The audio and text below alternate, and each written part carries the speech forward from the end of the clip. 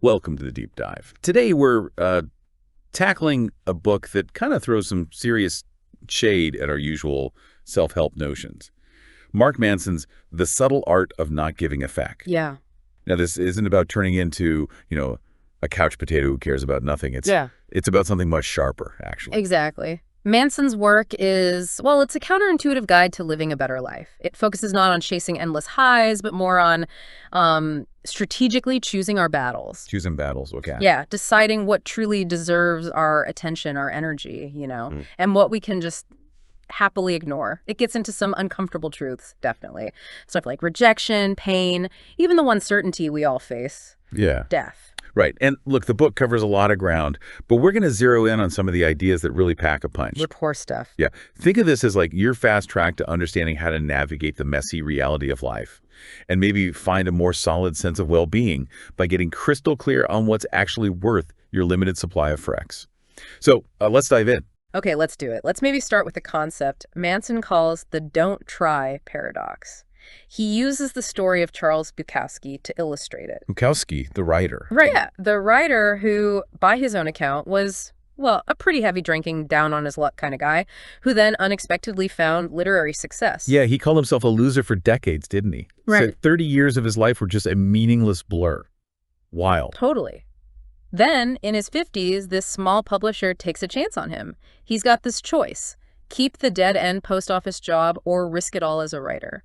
And his response was just, classic Bukowski, I have decided to starve. Love it. But the key thing here, Manson argues, isn't really the whole romantic, struggling artist thing. Okay. It's that Bukowski's success didn't come from, relentlessly chasing fame or trying to be something bigger. Manson thinks his genius was his brutal honesty with himself. So he didn't try to be someone else. Exactly. He didn't try to pretty things up. He embraced his flaws, his whole messy life, and just wrote about it unflinchingly. It's almost a slap in the face of that whole never give up on your dreams mantra we hear all the time, right? Yeah. I mean, his tombstone literally says, don't try. Right. And Manson's take is that Bukowski's life kind of highlights the futility of constantly chasing some ideal, of giving a feck about every single expectation society throws at us. Okay, so how does that connect to, everyday life for us? Well, Manson talks about something he calls the feedback loop from hell. The feedback loop from hell sounds ominous. It kind of is. It's that nasty cycle where, say, you get anxious, and then you start feeling anxious about feeling anxious. Or you get angry, and then you get angry about being angry. Oh, man, I know that loop. It's like being annoyed that you're so easily irritated. Yes. And then getting even more irritated because you're annoyed at yourself. It's exhausting. So how does this not giving a feck thing help break that cycle? Well, the core insight is pretty simple, really. Feeling bad about feeling bad. It just makes everything worse. It amplifies the problem. Right. So, Manson argues that by consciously choosing what not to give a fuck about, you can actually interrupt that loop. You feel like crap. Okay, so what? Who says you're not allowed to feel like crap sometimes? Acceptance, basically. Yeah, sort of. That acceptance, surprisingly, can stop you spiraling down into self-loathing just for having a negative feeling. It's about channeling your care, your fricks, towards things that actually align with your values. It's not apathy at all. It's selective engagement. Exactly. Yeah. Selective engagement. Okay, so it's not about becoming indifferent. It's about being really deliberate about where we put our mental energy. That seems to lead right into another big idea: choosing your struggles. Absolutely. Manson puts it very plainly. We all have a limited number of fricks to give. Finite resource. Like emotional currency. Kind of, yeah. If you waste it on insignificant stuff like arguing online or stressing about things you can't control, you'll have nothing left for what genuinely matters in your life. He tells that story right. Oh, About the old lady fighting with the cashier over a tiny coupon. yeah. That one's memorable. It seems almost absurd on the surface. But then he makes this point. Maybe for her, in that moment, those coupons are the only thing she feels she has any control over. The only thing left she feels empowered to care about. Wow. So if we don't have meaningful things to care about, we just latch on to whatever's there, even trivial stuff. That's the idea. And what's fascinating is how he connects this to maturity. Growing up, he says, involves becoming more discerning about what's actually fuckworthy. Duckworthy, I like that. Right. You start realizing that, fleeting opinions or impressing certain people, stuff you obsessed over before, it just doesn't have lasting significance. You get more selective. And here's where it gets really interesting for me. Manson argues that happiness isn't about not having problems. It comes from actively solving them. Precisely. He basically says life is problems. It's fundamentally about navigating challenges. The nature of those challenges might change as we grow, but they never disappear entirely. So the goal isn't a problem-free life. Nope. The goal, or maybe a better way to put it, is to hope for better problems. Good problems. The kind that push you, make you grow, and actually align with your values. Better problems versus worse problems. Can you break that down a bit more? Sure. Good problems, in Manson's view, are the ones that resonate with your values. They lead to personal development, even if they're tough. Think learning a new skill or building a difficult but meaningful relationship. Bad problems. They're either trivial, totally beyond your control, or they stem from unhealthy values. Okay. And he contrasts this with the victim mentality, where people constantly blame external factors, other people, circumstances. Yeah, always someone else's fault. Right. And look, that might give you a temporary sense of relief, maybe, but long term, it just breeds helplessness because you're avoiding the actual work of solving the problem, taking responsibility. And he also stresses that negative emotions aren't the enemy, are they? They're not just things to suppress. Not at all. They're actually important signals, like a call to action. They alert you to unresolved issues that need your attention. So sadness isn't just bad. Well, sadness after a loss, for instance, isn't just a bad feeling to get rid of. It might be prompting you to process grief, maybe reevaluate what's important, anger at injustice. That could fuel positive action. Emotions or data. Pay attention to the underlying message. Okay, so be selective about what we care about, understand problems are part of life, use emotions as signals. Got it. Now let's get into this idea of the tyranny of exceptionalism and entitlement. This feels super relevant right now. Oh, absolutely. Manson argues that modern society, and yeah, social media is a huge part of this, bombards us with images of exceptionalism. It makes the extraordinary seem normal. Totally. My feed is just highlight reel after highlight reel. Amazing vacations, perfect families, huge successes. It's easy to feel like you're falling behind. Exactly. Because you're comparing your everyday messy reality to everyone else's carefully curated best bits. And since most of us are, statistically average at most things, by definition, right? By definition, this constant flood of amazing can breed really deep insecurity. It makes you feel inadequate, like you're somehow not enough.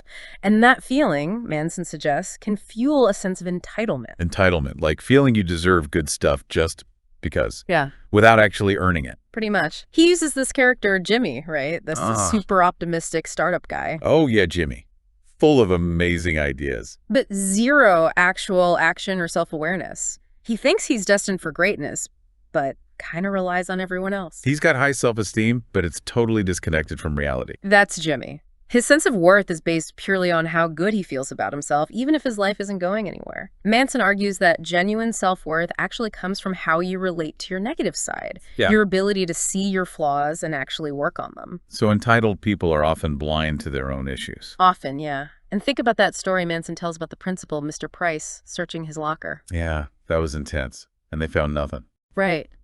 But Manson reflects later that even though he wasn't at fault for this suspicion, there were other things going on, like unspoken tensions in his family, things he maybe did have some responsibility for dealing with internally. So that's the key distinction, fault versus responsibility. Exactly. Manson even shares how his own teenage insecurities made him entitled in relationships later on. He was always seeking validation because of past hurts. And he does connect this back to technology, suggesting that while it connects us, it might also amplify these feelings of insecurity and entitlement by constantly showing us these idealized, often unreal lives. Okay, this feels like we're getting to the real core now. Oh, yeah. The power of responsibility and choosing your values. Yes, this is huge in the book. Manson is really emphatic about this. Look, other people, external events can definitely make you unhappy. They can be at fault for your pain. But ultimately, you are the only one responsible for your own happiness. Because you always get to choose how you react. You always get to choose how you interpret things, how you react, and what you decide to value. Always. He uses his own experience of being dumped. Right. That illustrates it powerfully. Yeah. His girlfriend cheated. She was clearly at fault for the betrayal. But he realized eventually that staying miserable, stewing in resentment, that was his responsibility. He couldn't control her actions, but he could control his response, his own healing. And taking ownership, even though it wasn't his fault, allowed him to move forward. Exactly. It empowered him to heal, grow, instead of being stuck. And he makes this great point about choosing your problems, too. Think about a marathon runner. Okay. They choose the pain of training. It's hard, grueling even, but it's a chosen struggle aligned with their value, like achievement or discipline. But when problems are just forced on you out of the blue, that feels victimizing, disempowering. Like the difference between climbing a mountain you chose and being pushed down a hill you didn't see coming. Good analogy. Yeah. And the story of William James, the philosopher. Yeah, he had serious health issues his whole life. Right, his body often failed him. But he still chose his own intellectual path, took responsibility for finding meaning despite the suffering, even against what his father wanted for him. So choosing our values is crucial because unhealthy values create unnecessary suffering. Like the example of the person obsessed with height for dating. Precisely. If your core value is something superficial or beyond your control, you're setting yourself up for misery. But the point is, we always have agency in what we prioritize and how we frame our experiences. There was that BBC documentary he mentions about teenagers with OCD. Right. They didn't choose to have OCD, obviously.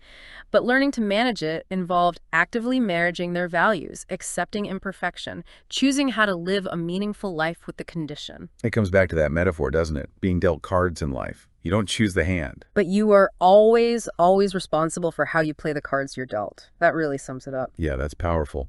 So if we're taking responsibility, choosing values, where does doubt fit in? Manson talks about the importance of uncertainty. He does. He argues that clinging too tightly to certainty can actually stop you from growing. It can be an enemy of growth. We should actually cultivate a habit of questioning our own beliefs, our feelings. He uses that weird button-pushing experiment, right, to show how easily we make up stories. Yeah, that's a fascinating one. People were told pushing a button sometimes resulted in a light flashing, sometimes not. They quickly created these elaborate, completely false theories about why it worked or didn't. It just shows our deep need to find meaning, even manufacturing it when it isn't there. Our brains just want an explanation, Yeah. any explanation. Exactly. And what's really insightful is how our brains then work to reinforce the stories we create, even if evidence contradicts them. Our memories aren't perfect recordings. They get rewritten, embellished. Like the Meredith story he mentions about the potentially false abuse memories. That's a sensitive but powerful example. It is. It illustrates how deeply held values, past experiences, maybe even therapy itself can sometimes unintentionally lead to constructing beliefs or memories that might not be accurate. So the takeaway is, be wary of being too sure about anything, especially ourselves. Cultivate self-skepticism. Pretty much. Be cautious of absolute certainty. He tells that story about Erin, the self-improvement junkie. Yeah, the one who's so relentlessly positive she's totally out of touch. Right. Erin shows the downside of unchecked positivity, of absolute certainty. Manson suggests that admitting I don't know is actually powerful. It opens the door to learning, to growth. Rigid certainty just creates blind spots. Okay, embrace uncertainty. Got it. Yeah. No, failure. Most of us try pretty hard to avoid that. Uh-huh. Yeah, we do. But Manson flips that script completely. He says, failure is the way forward. Really, how so? Well, he talks about his own experience, graduating right into the Great Recession, no jobs, total uncertainty. He calls it a kind of fortunate failure. Fortunate. Because it forced him to confront really difficult realities early on. It apparently made taking risks later in life feel less daunting because he'd already faced a kind of worst-case scenario. Okay, I can see that. And the failure-success paradox, what's that about? It's the idea that focusing only on achieving specific goals can actually limit your happiness. If happiness is only tied to hitting the target, what about the rest of the time? He uses Pablo Picasso as an example. Picasso. Yeah, the guy painted and sculpted constantly his whole long life. Manson suggests Picasso valued the process, the honest expression, way more than any single finished piece or external validation. The doing was the thing. So value the process, not just the outcome. Right. And there's research he mentions by Kazimierz Dabrowski on trauma survivors. It suggests that emotional pain, real struggle, is often necessary for deep psychological growth. Our biggest shifts often come from our hardest times, forcing us to reevaluate everything. It forces you to figure out what really matters. Exactly. And that VCR analogy he uses, it's so spot on. Oh yeah, trying to figure out how to program the old VCRs. We often make simple things seem incredibly complex because we're afraid of the discomfort of learning, of failing, of just trying and maybe looking stupid for a minute. And that leads to the action, inspiration, motivation loop. Right, the idea that you don't wait for motivation, you just start doing something. Yes. Just Wow. take action, any small action. That action can then generate inspiration, which in turn fuels motivation. You don't need to feel like it to start. Starting can create the feeling. Okay, so action first.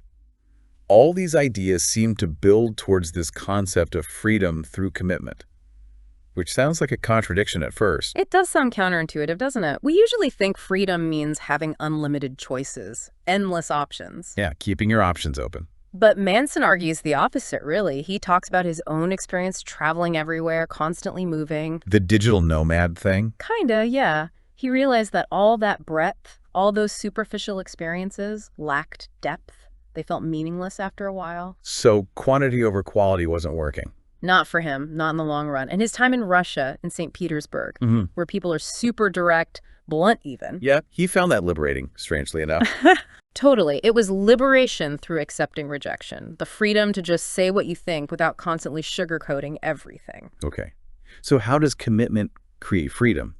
Well, he makes this point that to truly appreciate something deeply, a relationship, a skill, a place you often need, to consciously limit your other options and commit to it. Invest in it. That means saying no to other things. Exactly. Saying no becomes crucial. Establishing healthy boundaries. These aren't just nice to haves. He argues they're essential for strong relationships and emotional health. And his take on Romeo and Juliet as satire. That's brilliant. Isn't it? It just skewers those idealized, frankly unrealistic notions of romantic love. Healthy love, Manson says, involves mutual responsibility. It requires the ability to give rejection and receive rejection gracefully. And boundaries define that responsibility. Yes. Boundaries are the lines showing where your problems end and someone else's begin. Pool boundaries. That's where you get those unhealthy dynamics, like trying to fix everyone else's problems or expecting them to fix yours, the rescuer and the victim. Right. That dynamic needs weak boundaries to exist. Absolutely. And then there's the paradox of choice. Oh, yeah. Having too many options makes you miserable. Kind of. It can lead to anxiety, dissatisfaction, decision paralysis. You're so afraid of choosing the wrong thing that you end up committing to nothing.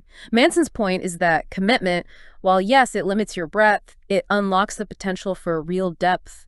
And that depth brings its own kind of freedom, focus, and meaning. Choosing what matters and going deep, not wide. You got it. Investing deeply in what aligns with your core values. Okay, finally, Yeah. the big one. The final chapter title, And Then You Die. Finding the positive spin on mortality. Yeah, it sounds grim, but it's actually incredibly liberating in his telling. He shares that really moving story about his friend Josh passing away. That was powerful. It hit him hard. It brought this stark realization. If death is inevitable, if this is all finite, then why waste time succumbing to pointless fears, shame, anxieties about things that don't truly matter? So death gives life meaning, but putting a frame around it. In a way, yes. It provides perspective. He brings in Ernest Becker's ideas too: death terror, immortality projects. Immortality projects, like trying to leave a legacy. Yeah, the idea that many of our values, our big strivings, are unconsciously driven by a desire to create something that outlasts us, to deny death in a way. But Becker apparently realized later that these projects themselves can become the problem. Accepting our mortality actually frees us up. Frees us to choose values more authentically, less dogmatically. Exactly. Manson describes standing on that cliff edge, the Cape of Good Hope, Yeah, looking out at the vastness. as a way of confronting mortality head on. And in that moment, all the superficial worries, the petty concerns, they just get obliterated. It forces you to ask the big questions. What's my legacy? What difference will I make? And he redefines greatness, doesn't he? Not as some huge achievement. But as the ongoing conscious choice of what to give a feck about day in, day out, especially when faced with confusion, uncertainty, and the knowledge that it all ends, the core message is surprisingly practical. Regularly reminding yourself, hey, I'm going to die, can paradoxically make life easier. It can reduce fear, lessen resistance to necessary pain, and bring incredible clarity to what you truly value. Live with the end in mind to appreciate the present. Precisely. Focus on what brings genuine meaning now. Wow. Okay. That was definitely a deep dive into Mark Manson's subtle art. Some really challenging ideas in there, but also incredibly insightful. The main thread seems to be this: be intentional with your energy, your care. Embrace the struggles that matter. And don't forget you're mortal. Yeah, that sums it up pretty well. And this really brings up a vital question for you, the listener, doesn't it? Thinking about all this, what are you currently giving too many fucks about? Seriously, what's draining your energy that doesn't deserve it? Good question. And what struggles, what problems are actually worth your limited time and attention? Which ones align with the person you want to be? And maybe the biggest one. How does remembering your own mortality shift your perspective on your values and the choices you're making today? Definitely some powerful stuff to think about. Well, thank you for joining us for this deep dive. Thanks for the great chat. Until our next exploration.